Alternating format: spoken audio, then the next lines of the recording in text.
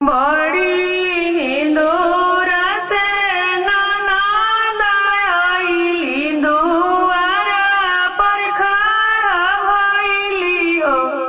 ए भाभी तनिए कदी तू चटैया बैठे के अपना घरे जैतिए।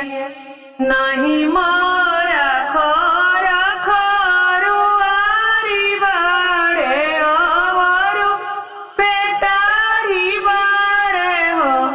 ए ननद दुआरा पर बाड़े चौकठिया बैठ के अपना घरे जाऊ। ए ननद दुआरा पर बाड़े चौकठिया बैठ के अपना घरे जाऊ।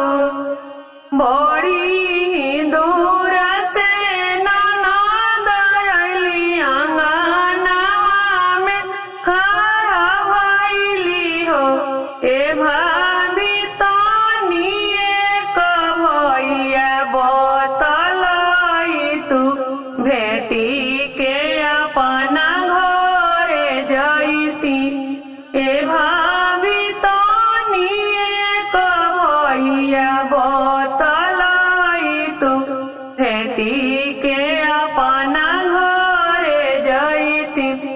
राउर भैया ननद खेते गइले अवरु खरी खाने गइले हो।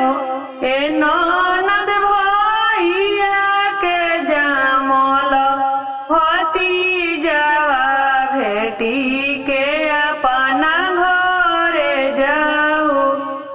बोलिया तए भाभी बोलेलू बोलही नाई जानेलू हो।